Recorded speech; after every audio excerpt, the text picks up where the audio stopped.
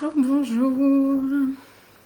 Nous voilà aujourd'hui, mercredi 2 novembre, pour parler d'un sujet compliqué mais très intéressant, qui est l'hypersensibilité à la maison avec son conjoint. Donc, vraiment un sujet particulièrement compliqué, mais je pense qu'il est important d'en parler. Je vais attendre quelques minutes, peut-être quelques temps, parce que je crois qu'il y a quelques personnes qui voulaient se connecter, ou qui pouvaient en tout cas se connecter aujourd'hui. Ah, bah voilà, bonjour Hélène, tu es la première. Mais je crois, normalement, il doit y avoir Sophie, peut-être Claire, je sais pas, j'aurai peut-être plusieurs personnes aujourd'hui. En tout cas, je le souhaite, bien que j'ai beaucoup de choses à dire et en même temps, ça va être difficile de faire le tour de ce sujet. Enfin, je pense que c'est même impossible, hein, mais en tout cas, je vais essayer de prendre des points qui m'ont semblé, moi, personnellement, importants pour ce sujet-là. Donc voilà. Donc Hélène, j'espère que tu vas bien. Ah, voilà. Ah, nous avons deux spectatrices. Donc nous avons déjà Hélène et Christelle. Ah bah dis donc, il y en a du monde. Super, bonjour, bonjour. Et oui, c'est un sujet, je crois, qui attire quand même. On est toutes un peu curieuses de savoir comment gérer cette hypersensibilité à la maison. Donc, comme je disais, hein, je ne pense pas avoir les réponses à tout et ce ne sont que des choses qui viennent de mon expérience personnelle et mon point de vue uniquement, hein, bien sûr. Hein. Je ne vais pas mettre les autres dans le même bateau que moi s'ils ne le sont pas. Mais je fais partie, c'est curieux parce que juste avant le live, je viens d'avoir, je ne sais pas si vous le verrez du coup, cette image-là de comment se faire aimer lorsqu'on est hypersensible. Enfin, comment aimer une personne hypersensible. Et je suis plutôt de celles qui pensent le contraire, c'est-à-dire que c'est pas forcément aux autres de faire ce qu'il faut pour nous aimer, mais au contraire, je pense que c'est à nous de faire en sorte, bah, pas forcément d'être aimé, mais en tout cas de trouver notre place. Et ça, c'est propre à chacun. En fait, on cherche tous à être aimés des autres, et ce qui est somme toute normal. Hein. On a tous envie d'être aimés, appréciés, et bien dans notre vie personnelle, à tout point de vue. Hein. Mais je ne pense pas qu'on puisse dire que c'est de la faute de l'autre parce qu'il nous aime pas, parce qu'il est trop critique, parce qu'il n'est pas compréhensif, parce que ceci, parce que cela. Je pense qu'on a vraiment notre part de responsabilité là-dedans, et que tout commence par nous. Je pense véritablement que, quelles que soient les situations que l'on vit, que ce soit en amour, au travail ou dans n'importe quelle relation qu'on puisse avoir, que tout part de nous. Il ne s'agit pas de se flageller non plus, hein, c'est pas ça, mais je pense qu'on peut agir, je pense qu'on peut faire des choses déjà rien qu'en partant de soi-même et en arrêtant de tout remettre, de remettre la faute toujours sur les autres. Alors je suis la première à avoir fait ça, hein, remettre la faute sur les autres sans cesse, etc. Mais ça ne m'a rendu absolument aucun service.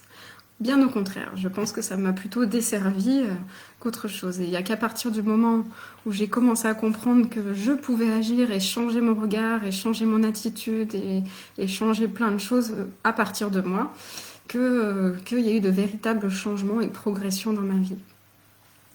Donc avant de commencer, parce que c'est quand même un sujet assez important, assez particulier, qui pourrait faire des diversions un peu dans tous les sens. Donc avant de commencer, je voudrais rappeler que je ne suis ni psychologue, ni thérapeute, que tout ce qui va suivre, ce sont des points que j'ai relevés de mon expérience de vie personnelle, des choses que j'ai pu lire ou apprendre par moi-même. Ce n'est pas une science exacte, mais ce sont uniquement des conseils que je suis moi-même au quotidien et qui fonctionnent. Tout ceci est donc à prendre avec douceur et bienveillance, et non au pied de la lettre. Donc retenez et faites ce qui est juste et bon pour vous à partir de ce que je dis, ou ne m'écoutez pas. Vraiment, il n'y a pas de... Je suis loin d'être une femme parfaite, j'ai beaucoup de soucis aussi dans ma vie personnelle, mais voilà, pour moi, c'est ce qui fonctionne. Pour moi, c'est vraiment ça, tout part de soi. Ça, c'est vraiment, je pense, le point important que je voulais vous partager. Donc, je vais énumérer un peu comme la dernière fois quelques points qui m'ont, qui interpellent mon attention au sujet donc, de l'hypersensibilité avec son conjoint. Je dirais qu'il faut faire attention. Le point numéro 1 sur lequel il faut prêter attention, c'est de ne pas s'aimer suffisamment. Je pense qu'il est important de s'aimer soi-même, qu'on ne peut attendre de l'autre ce que l'on ne se donne pas à soi-même. Ça, c'est quelque chose que l'on voit souvent, mais je pense véritablement que ça part de là. Que plus vous serez dans l'attente de l'autre, plus vous serez déçu et vous aurez le sentiment de ne pas être aimé suffisamment. Mais ce n'est pas à l'autre de vous aimer, c'est bien à vous-même. Et votre compagnon, ensuite, vous aimera, attention, j'ai fait de la poésie, il vous aimera pour la plus belle fleur que vous êtes. Comment peut-il aimer un bourgeon qui ne veut pas s'ouvrir pour fleurir?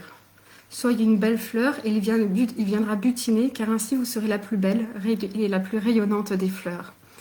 Et si avec le temps vous fanez, vous lui aurez apporté tant de nectar qu'il ne pourra s'enivrer ailleurs. Car vous deux aurez été comblés l'un l'autre. Voilà, l'amour ne se réclame pas. Il se vit par votre pleine vie, par votre pleine joie de vivre, par votre bonheur, votre bien-être, et votre conjoint, il vous aimera parce que vous êtes bien dans votre peau, parce que vous êtes belle et rayonnante, parce que vous êtes bien. Et pour être bien, il ne faut pas l'attendre de l'autre. Ça part de vous. Donc il faut vraiment, il est nécessaire, je pense, et très important de vous aimer vous-même. C'est seulement et à partir de ce moment-là que l'autre vous aimera, ou que l'autre continuera à vous aimer, ou que l'autre sera surpris par tout cela et que vous allez l'entraîner avec lui dans cet élan d'amour, dans cet élan de bonheur et de bien-être. Si vous êtes toujours triste parce que vous attendez de l'autre quelque chose qui n'arrive pas, parce que ça n'arrive jamais exactement comme on le souhaite, vous allez être triste, vous n'allez pas être bien, vous allez cultiver ce mal-être, et du coup, est-ce que vous avez envie d'aimer quelqu'un qui est triste, qui est malheureux, qui se sent pas bien, qui se sent mal aimé? Non. En fait, qu'est-ce qui a plu chez l'autre en premier lorsque vous vous êtes rencontrés? C'est bien parce que vous étiez une jolie fleur, qui était joyeuse, heureuse, qui avait envie qui était certainement pleine de vie, qui avait envie d'un avenir, qui avait envie de bonheur, de joie, qui était certainement bien dans votre peau. Peut-être, quand on séduit quelqu'un au départ, on ne le séduit pas en étant triste et en étant malheureux. On le séduit bien parce qu'il y a quelque chose chez nous qui émerge, il y a quelque chose de pétillant. Et ce quelque chose de pétillant, on le trouve en étant soi-même et en étant bien et en s'aimant. Au départ, quand on est dans la séduction de l'autre, on s'aime. On a envie de plaire, on a envie d'être joyeuse, on a envie de tout ça. Donc c'est ça que l'on a communiqué la première fois. Et c'est ça qu'il faut entretenir. Mais pas entretenir spécialement pour l'autre. Il faut l'entretenir pour soi. Parce que déjà, à la base, vous étiez bien. Vous étiez bien, vous étiez sereine, vous étiez épanouie. C'est ce sentiment de liberté et de joie qu'il faut transmettre à l'autre au quotidien. Et c'est en cela qu'il va vous aimer davantage et qu'il va se tourner vers vous. Ce n'est pas en étant de côté et en se mettant à part, etc. C'est vraiment tout en partant de vous. Le plus important, c'est vous. Donc je ne sais pas si vous vous reconnaissez dans ce premier point de ne pas s'aimer, de ne pas se donner assez d'importance. Ça, c'est vraiment l'essentiel. Commencer par soi et s'aimer. Donc pour ça, en art-thérapie, on peut éventuellement travailler sur l'amour de soi et sur ces sentiments-là. Donc ça, c'est vraiment le premier point que j'ai relevé. Le deuxième point qui m'a semblé important, c'est un peu, ça se rejoint quand même tout ce que je vais dire, mais c'est s'investir pour l'autre, mais s'oublier soi-même. Alors c'est le propre de l'hypersensible que de vouloir aider les autres, s'y donner à cœur, et on sait très bien le faire. Malheureusement, c'est le péché mignon aussi des pervers narcissiques, des personnes à problème, etc. Donc aider les autres, oui. Je ne dis pas que ça arrive forcément et que votre conjoint fait partie de ces personnes-là. Bien entendu, tout ça est à prendre avec du recul. Mais voilà, si vraiment on est toujours dans cette optique de toujours vouloir aider les autres, s'investir pour l'autre et jamais et s'oublier, quelque part, c'est pas bon. Donc on le fait au détriment de soi-même. Donc aider les autres, oui, mais pas au détriment de soi-même. Et surtout pas lorsque l'on n'est pas en phase avec soi-même. Parce que si on n'est pas en phase avec soi-même, quelque part, notre hypersensibilité, elle est troublée. Nous qui avons une bonne intuition, une bonne perception des choses, si on n'est pas en phase avec soi-même, on va pas avoir nos capteurs ouverts pour débusquer le mauvais comportement des autres et l'interpréter de façon négative. ou pas dans le bon sens. Et là, pour ça, ça m'a fait penser à la sécurité dans les avions. Alors vous allez peut-être trouver ça bizarre, mais ça ne l'est pas du tout. C'est-à-dire que la première chose que l'on nous dit lorsque l'on prend l'avion pour des mesures de sécurité, c'est d'abord c'est avant d'aider votre enfant, de mettre votre masque en premier, et ensuite d'aider votre enfant. Donc d'abord, vous vous protégez, vous mettez en sécurité vous, et ensuite vous allez aider votre enfant ou les personnes qui vous accompagnent. Donc si vous tombez, en fait, personne ne sera sauvé. Il faut vraiment vous mettre en sécurité en premier et ensuite aider les autres. Si vous commencez par vous, alors vous pourrez sauver les autres. C'est pareil en amour, donc c'est vous d'abord. Donc s'investir pour l'autre, c'est une chose, mais ne pas s'oublier et se mettre en sécurité en premier. Il y en a beaucoup qui vont tout faire pour leur conjoint et quelque part, elles vont mourir à petit feu parce qu'elles s'en oublient elles-mêmes. Et ça, c'est fort dommage. L'amour, c'est pas que dans ce sens-là. C'est vraiment... oui, on peut soutenir l'autre, ça fait partie de l'amour et bien entendu qu'il faut le faire. Mais ne pas s'oublier. Voilà, c'est juste ça que je dis. Vous pouvez aider l'autre, vous pouvez vous investir pour l'autre à fond et y mettre tout votre cœur comme vous savez le faire, mais ne pas vous perdre là-dedans. Ne pas vous oublier. Vous êtes importante, vraiment. Donc en art-thérapie, on peut éventuellement travailler sur ses valeurs, voilà, sur des points comme ça. Le point numéro 3, alors là, c'est un peu pour ça que j'ai dit au départ que je n'étais pas psychologue ni autre, c'est apprendre avec des pincettes, bien sûr, et avec beaucoup de recul. Mais voilà, c'est la notion pour l'hypersensible de vouloir à tout prix sauver son couple. On va tout faire parce qu'on est tellement dans l'amour, tellement dans tout ça qu'on veut absolument tout faire pour protéger son couple, tout faire pour le sauver. Et quelque part, on s'induit en erreur et on cumule encore plus de choses qui vont nous perdre en fait. Donc voilà, c'est le propre de l'hypersensibilité de vouloir que son couple fonctionne. On va tout faire pour tout investir, se sacrifier, se rendre malade, alors que le bon conjoint parfois ne bouge pas, ne s'investit pas. Et alors là, ça peut être la débandade. Vous avez tout fait, vous avez tout proposé, éventuellement des thérapies de couple, modifiant vous tout ce dont on vous reprochait. Mais malgré cela, vous êtes toujours malheureuse et votre conjoint n'est jamais satisfait et vous non plus. Il peut y avoir des périodes comme ça, mais allez chercher au fond de vous. Moi, c'est ça que je pense. Allez chercher au fond de vous. Est-ce que cette personne vous aime vraiment? Est-ce que vous l'aimez vraiment? Ou est-ce que c'est votre amour propre, votre peur de le perdre parce que vous avez peur de la solitude? Vous saurez parce que vous avez les réponses en vous. On sait quand on peut tout donner... On sait qu'on peut tout donner parce qu'on sait que quand cette personne nous aime, quand elle nous aime vraiment. Mais tout donner à une personne qui nous aime pas vraiment, ou que vous n'aimez pas réellement, au fond de vous, quelque part, vous sentez qu'il y a quelque chose qui gêne, mais malgré tout, vous faites tout pour sauver votre couple. Vous sentez au fond de vous qu'il y a quelque chose qui ne va pas, mais vous persistez, vous voulez à tout prix le sauver. Mais tout donner à une personne qui ne vous aimera jamais réellement ou que vous n'aimez pas réellement, est-ce que ça en vaut vraiment la peine? Est-ce que finalement il vaut pas mieux risquer d'être seul plutôt que de vivre dans ces tourments? Moi j'ai envie de vous poser la question, si vous êtes dans ce cas-là bien sûr, hein, c'est pas tout le monde heureusement, est-ce que vous ne vous aimez pas au point de ne pas vous donner la chance d'être heureuse? Est-ce que vous avez peur d'être seule? Parce que vous savez bien que c'est la solution. C'est dans la solitude que l'on trouve les solutions. Alors je ne dis pas qu'il faut rester célibataire, je ne dis pas cela, mais dans un couple, on peut avoir ce moment de recul quelque part, de se retrouver seul, comme les balades dans la nature ou quelques heures ou quelques minutes de retrait. On a besoin de ces moments de solitude pour faire le point et se poser les véritables questions. Donc, comme on le sait, donc la solitude, ce n'est pas véritablement le problème, puisque bien souvent, quand on est hypersensible, on aime être seul. Et on a besoin de ces moments de solitude. Pour ma part, je sais que je pars au moins une semaine par an toute seule sans mon mari, parce que j'ai besoin de ces moments de solitude pour refaire le point et pour mieux revenir vers lui et pour être encore mieux avec lui. Non pas que je l'aime pas, non pas que j'ai pas envie de passer des vacances avec lui, mais je pense qu'il est nécessaire de prendre du temps pour soi, de faire le point, et pour mieux revenir dans son couple, pour être encore mieux avec lui, d'avoir des choses à partager et quelque part avoir fait le point, le vide, réinitialiser un peu les choses et revenir enjouée, heureuse, parce qu'on est parti de ce brouhaha mental qu'on pouvait avoir parfois dans notre vie de couple, bien que le couple fonctionne très bien.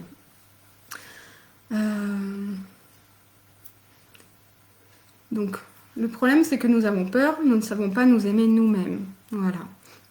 J'en reviens à ces deux premiers points. Tout part de soi et on ne sait pas s'aimer soi-même et on ne sait pas prendre le temps de prendre du recul pour analyser sa situation de couple, pour voir si ce couple vaut vraiment la peine d'être sauvé ou pas. Je parle des moments difficiles. Hein. J'ai eu des moments difficiles dans ma vie de couple. D'accord, Christelle, à bientôt. On a tous eu des moments difficiles dans nos couples, voilà, et de faire le point, d'avoir des moments de retrait, des moments de recul, ça nous fait du bien parce que, voilà, on peut faire le point sur tout ça. Est-ce que mon couple, sauver, c'est vrai que je parle du mot sauver, c'est peut-être très fort et très, très poignant et trop dur, je pense, comme mot, mais dans le sens où il y a des moments où on se pose beaucoup de questions sur notre vie de couple, sur le sens de tout ça. Peut-être on a voilà, beaucoup de reproches, beaucoup de choses qui sont douloureuses en tant qu'hypersensible. Et du coup, des fois, on ne sait plus et on va tout faire en mode il faut absolument que je sauve mon couple, que tout aille bien et tout. Mais c'est pas comme ça qui fonctionne. Enfin, c'est pas comme ça. J'ai pas de leçons à vous donner, mais je pense que c'est pas en voulant à tout prix sauver son couple qu'on y arrive. C'est au contraire en ayant un pas en arrière, un pas de recul, un moment vers soi, un moment d'intériorisation qui va faire qu'on va pouvoir aller vers l'autre et ainsi reprendre les choses correctement, pouvoir peut-être mieux communiquer, être plus en phase avec lui. Pouvoir dire les choses, pouvoir exprimer calmement, au lieu d'être dans les moments de colère, les moments où on a des émotions plus fortes. Je pense que ces moments de recul et ces moments de solitude sont nécessaires pour le bien d'un couple. En fait, c'est ça que je pense. Voilà, si vous ne vous aimez pas, vous ne pourrez aimer et être aimé comme vous le souhaitez, en fait. Donc je ne sais pas si vous vous reconnaissez dans ces points. Donc c'est vrai qu'il y a beaucoup de choses sur ce point-là. Hein.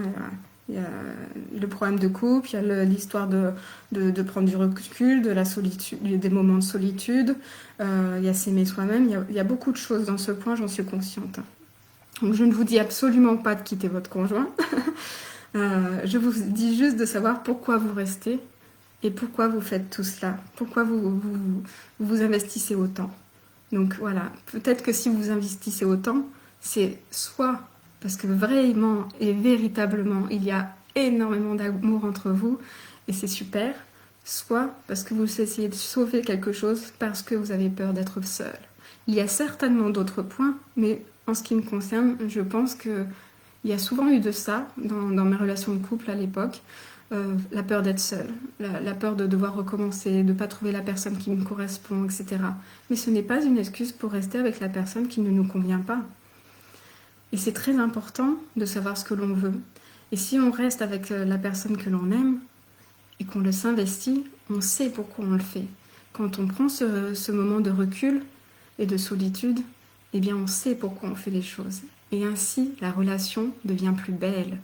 Parce qu'on sait pourquoi on le fait, parce qu'on est en accord avec ce en quoi on fait, ce envers quoi on agit, notre façon d'être, et que tout va bien. Et que ça, notre partenaire va le ressentir. Il va le ressentir dans notre attitude. Moi, quand je reviens de ces moments de vacances où je suis seule, je n'ai pas du tout la même attitude qu'avant mes vacances, où j'étais peut-être fatiguée, exténuée, où du coup mes émotions ont pris le dessus, et que du coup, je vais peut-être pas me comporter et communiquer avec mon conjoint de la bonne façon. Bien que l'amour soit là, bien que les sentiments soient là, bien que j'ai envie de rester avec lui. Mais parfois, on va partir dans la colère, dans des excès d'humeur, parce qu'on n'a pas eu ce moment de recul et qu'on n'a pas pris soin de soi. Ces moments de recul et de solitude dont je parle, c'est vraiment des moments où on va apprendre à s'aimer soi-même, où on va prendre du temps pour soi, où on va penser à soi. Qu'est-ce que j'ai besoin? De quoi j'ai besoin? Qui suis-je? Qu'est-ce que je veux? Comment je vois les choses? Est-ce que je me comporte comme il faut? Est-ce que j'ai la bonne attitude? Est-ce que j'ai bien employé les bons mots? Est-ce que j'ai pas eu tort? Et oui, est-ce que j'ai pas eu tort? Parce que bien souvent, bien souvent, en ce qui me concerne, je peux être têtue et du coup, je ne lui laisse pas forcément la possibilité, lui, d'avoir raison. Et pourtant, bien au fond de moi, je le sais qu'il a raison, mais sur le moment, je ne vais pas lui dire. Donc tous ces moments-là, c'est des moments où on fait le point et finalement, alors qu'on pensait être dans la colère, dans des incompréhensions, finalement, avec le recul, quand on fait le point, on se dit, mais mince, il avait raison et je lui ai pas dit. Au lieu d'être dans la bienveillance et dans l'accueil de ses remarques et de ses critiques qui étaient peut-être bienveillantes, et moi je les ai mal prises. Du coup, je lui ai renvoyé de la colère, de la médisance, des choses comme ça, alors que il n'y avait pas de raison. C'était de l'amour que j'ai mal pris et mal reçu parce que moi, j'ai pas pris soin de moi, parce que moi, j'ai pas pris le temps de m'aimer, de m'écouter et du coup de renvoyer des choses positives. Voilà, donc ça c'était un point qui me semblait important, qui était un peu long, j'en suis navrée, mais ça me semblait important. Peut-être qu'il a été mal dit, parce que voilà, j'ai utilisé des mots un peu durs comme sauver son couple, mais je pense que, j'espère que vous avez compris le message que j'ai voulu transmettre à travers ce point-là. Le quatrième point que j'ai relevé, c'était attention, ne pas supposer et préméditer ce que notre conjoint pense. Voilà. Bien souvent, on suppose que notre conjoint il pense ceci ou il pense cela, ou il a voulu dire ceci, il a voulu dire cela. Mais on n'est pas à sa place, on ne sait pas. Et ce n'est pas parce qu'il nous fait des remarques qui nous semblent négatives qu'il pense du mal de vous ou qu'il ne vous aime pas. Au contraire, parfois par amour, on peut avoir des remarques négatives pour nous faire réagir. Et ce sont ces fameuses remarques qui vont nous élever et qui vont nous permettre de mettre en évidence nos points à travailler, nos axes d'amélioration. Parce que c'est bien à travers les autres qu'on évolue et qu'on progresse et que l'on se découvre quelque part. Donc nous avons tendance à avoir tout en noir parce que cela nous touche tout particulièrement. Mais si nous regardons les choses de façon positive et constructive et que nous acceptons nos faiblesses, nos défauts et que nous en tenons compte, alors notre regard sur les choses change et les relations changent ainsi de façon positive. C'est ce que je vous ai dit tout à l'heure par rapport à mon conjoint. Si j'avais pas pris le temps pour moi et que j'avais pas eu ce temps de repos, tout ce qu'il m'a dit, finalement, je l'aurais pris de façon négative. Mais le fait de prendre un peu de recul et finalement de voir que ces remarques, finalement, étaient peut-être pertinentes et qu'elles m'ont permis de mettre en évidence mon mauvais comportement, mes mauvaises réactions, ou de me rendre compte que finalement il avait raison et que j'en ai pas tenu compte. Voilà, c'est important. Tout ça parce que j'ai peut-être prémédité, moi, à ce moment-là, qu'à travers ces remarques négatives, qu'il pensait du mal de moi. Alors que non, des fois, c'est simplement pour nous révéler à nous-mêmes. Et ça, c'est positif. Donc les critiques douloureuses, elles sont parfois là pour nous montrer que nous ne nous aimons pas nous-mêmes et ainsi nous faire réagir. Donc voilà, ça, c'est important. Je prends l'exemple à un moment donné quand... c'était il y a deux ans, je crois, au début du Covid, ou peut-être avant. Mon conjoint voulait absolument que je perde du poids. Donc tous les jours, il me faisait des remarques sur mes repas, sur ma façon de manger, sur ma façon de me nourrir, que je mangeais trop vite, que je mangeais trop en trop grosse quantité, que je mangeais mal, que je choisissais pas bien mes vêtements. Enfin, tout tournait autour de ce sujet-là. Et ça m'agaçait au plus haut point, et chaque mot qu'il prononçait à ce sujet-là me mettait hors de moi. Et je lui disais sans cesse, mais tu ne m'aimes pas puisque tu ne m'acceptes pas comme je suis. Et finalement, avec le temps, oui, j'ai très mal pris tout ça. Oui, il n'avait pas à me dire forcément ce que je devais faire ou pas, mais il l'a fait pourquoi? Il l'a fait par amour, parce qu'il voyait que quelque part, je me détruisais à travers la nourriture, et ce qui n'était pas faux, c'était vrai. Que je me détruisais à travers la nourriture, que je gérais mes émotions à travers la nourriture, et c'était simplement des phrases pour me dire attention Caroline, tu es en train de faire du mal à ton corps, donc à toi-même, donc tu ne t'aimes pas. En fait, au départ, je le prenais vraiment mal, et pour moi, c'était quelqu'un de néfaste, qui ne m'aimait pas. On a eu énormément de disputes à ce sujet-là. Mais avec le recul et avec le temps, pour moi, c'était de l'amour. Et il me l'a, dans des moments de discussion au calme, après que je sois revenue de vacances ou autre comme ceci, on a pu en discuter calmement, sereinement, posément, alors que je n'étais pas dans la colère et plus dans ces excès parce que effectivement la nourriture me montait au cerveau.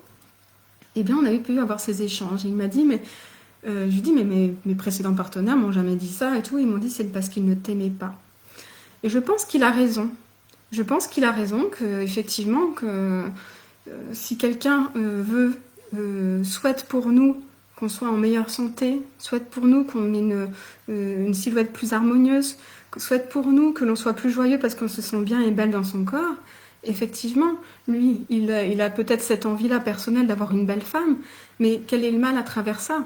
Finalement, grâce à lui, j'ai appris à m'aimer, j'ai appris à faire peut-être plus attention à mon alimentation, à tout ça. Aujourd'hui, j'en fais plus de cas et j'ai réussi à trouver un équilibre sans forcément devenir stricte dans mon alimentation et autres. Mais en tout cas, j'ai compris l'importance de faire plus attention. L'importance de voir dans ses yeux, dans son regard aussi, cet amour à travers ce besoin que je sois en bonne santé. En fait, c'est ça aussi. Euh, voilà, enfin, il y a plein de choses autour de ça, mais finalement, ce qui m'a paru être quelque chose qui aurait pu nous faire divorcer ou nous séparer, finalement, a été bénéfique et révélateur de son amour. Donc vraiment changer de regard, changer son point de vue sur les choses et voir si effectivement ce que l'on croit négatif et ce qu'on prémédite de ce qu'on suppose que notre conjoint peut penser, bah finalement, est-ce que c'est pas du bonheur au lieu d'être du malheur? J'avais un autre exemple, mais ça risque d'être peut-être un peu long, ça fait déjà 26 minutes, mais j'avais un autre exemple, bon, j'en parlerai peut-être une prochaine fois.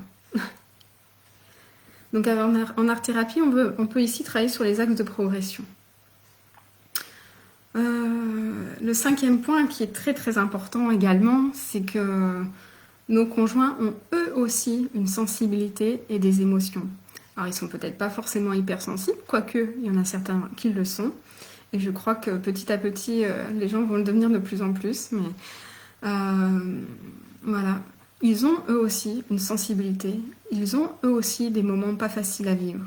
Donc en effet, en étant hypersensibles, nous sommes très souvent focalisés sur nos propres ressentis, nos sentiments, nos émotions. Et on est tellement focalisé là-dessus que finalement, on en oublie parfois l'autre et on lui met tout sur le dos. Mais peut-être que lui aussi est en plein bouleversement émotionnel et qu'il ne peut réagir positivement ou comme on le souhaite au moment où on le souhaite. Ça, c'est quand même important parce qu'on suppose des choses, voilà, on imagine qu'il ne nous aime pas ou ci ou ça, mais peut-être qu'il est en train de vivre un moment difficile dont il ne vous a pas parlé. Donc, savoir aussi écouter l'autre, être attentive à ses émotions, qui souvent chez un homme sont plus difficiles à percevoir, car ils savent très bien se cacher dans leur grotte secrète. Ça me fait penser à la référence de Mars et Vénus, je ne sais pas si vous connaissez, soit le livre, soit la vidéo là-dessus, qui est très instructive. Leur grotte secrète dans laquelle ils vont se réfugier, et c'est justement leur moment de solitude que bien souvent on leur reproche, mais qu'ils savent très bien utiliser les hommes. Nous, on a beaucoup plus de mal. Si on ne s'accorde pas ce moment-là, on a du mal à s'accorder ce moment-là, qu'eux, ils le font un petit peu chaque jour. Mais donc voilà, eux aussi, ce sont des êtres humains. Eux aussi ont leur moment de solitude, de sentiment d'être incompris, d'être mal aimés. Peut-être prendre du recul et se poser la question de ce que eux aussi peuvent bien subir, vivre au travers de nos émotions intenses, bouleversantes, et que l'on déverse sur eux de façon instinctive et naturelle, et qu'on oublie qu'ils supportent tout cela peut-être par amour pour nous. Et que parfois, eux aussi, ils craquent, qu'on leur reproche d'être durs, blessants, incompréhensifs, alors qu'en fait, sur le moment, c'est nous qui le sommes envers eux, et que ce n'est que le cumul de leur côté, que le cumul de leur côté qui est une surcharge émotionnelle pour nous protéger à la base. Donc voilà, être bienveillant envers son conjoint. Ce sont des êtres humains comme nous, ils ont leurs sentiments, leurs émotions, ils ont leurs moments difficiles, ils nous supportent bien souvent dans notre émotivité, dans notre hypersensibilité, et je leur témoigne beaucoup de courage pour cela, et beaucoup d'amour envers nous, parce que bien souvent, ils auraient pu partir bien plus tôt, plutôt que de traverser tout ça. Hello Karine. Donc vraiment, voilà, nos conjoints, eux aussi, ont des moments difficiles, eux aussi ont une sensibilité, des émotions et autres, et ce n'est pas facile à vivre pour eux non plus d'être à nos côtés. Donc vraiment, prendre soin d'eux, enfin prendre en compte, prendre soin d'eux, oui, mais sans s'oublier soi-même, si on n'oublie pas les points précédents, et prendre en compte que eux aussi, ils ont beaucoup de choses à subir à travers nous, et qu'ils le font par amour. Donc là, avec l'art-thérapie, on peut travailler sur les émotions. Donc je vais arriver à la synthèse un peu, donc Je dirais que en synthèse, qu'il faut écouter les autres sans chercher à les sauver. Donc, comprendre qu'on n'a pas le pouvoir de les changer et que tout part de soi. De cultiver et de nourrir sa joie de vivre. On a le droit d'être heureuse même si tout le monde ne l'est pas. Si son conjoint n'est pas heureux, ça peut être quelque chose qui n'est pas dû à vous. Mais ça ne vous empêche pas, vous, de cultiver la joie, de nourrir votre joie de vivre pour au contraire lui apporter du bonheur et de la joie au quotidien et l'aider, lui, de son côté, à s'en sortir.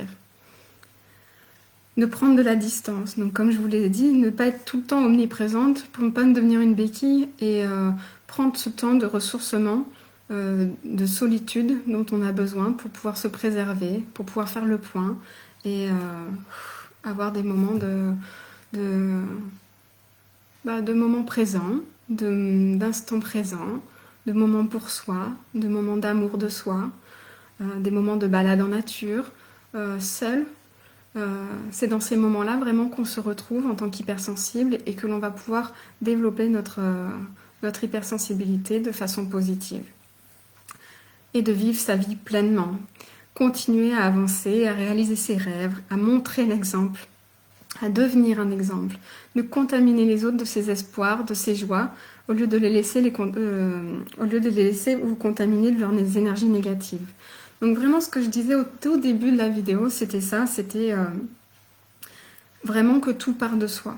Je suis convaincue que tout part de soi, qu'on ne peut pas rejeter la faute sur les autres sans cesse, que l'hypersensibilité c'est pas facile à vivre, c'est sûr, mais les autres n'y sont pour rien, que les autres ils n'ont peut-être pas cette sensibilité-là, mais c'est pas de leur faute, et ils n'ont pas à subir notre hypersensibilité non plus.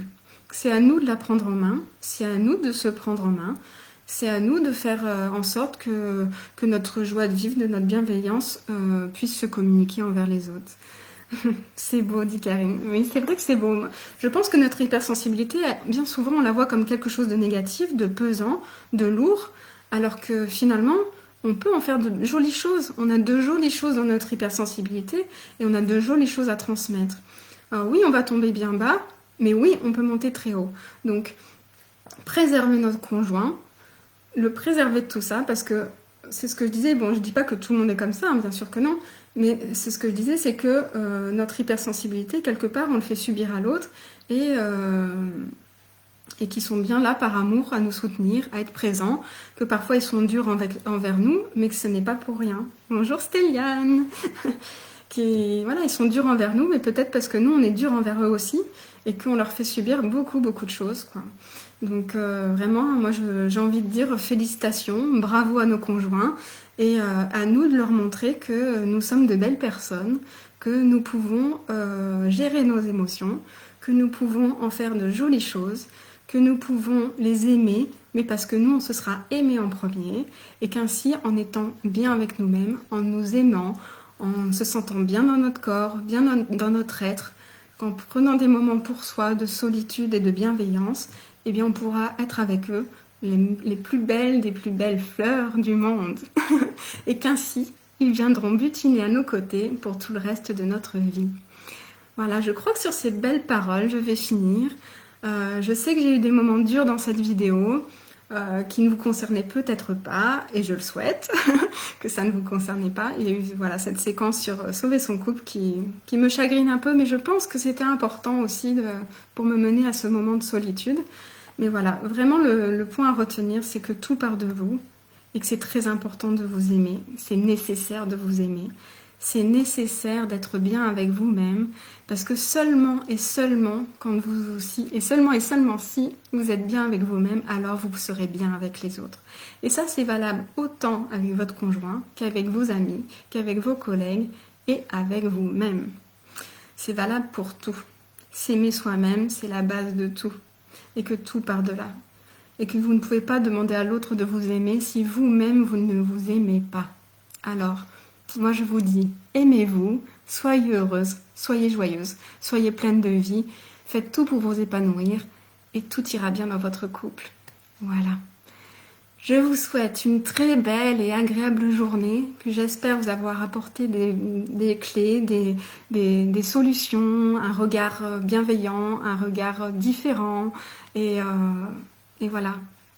Faites tout ce qu'il faut pour être la plus heureuse avec vous-même, et vous serez bien avec les autres. Je vous embrasse. À très bientôt. Merci, merci. À bientôt.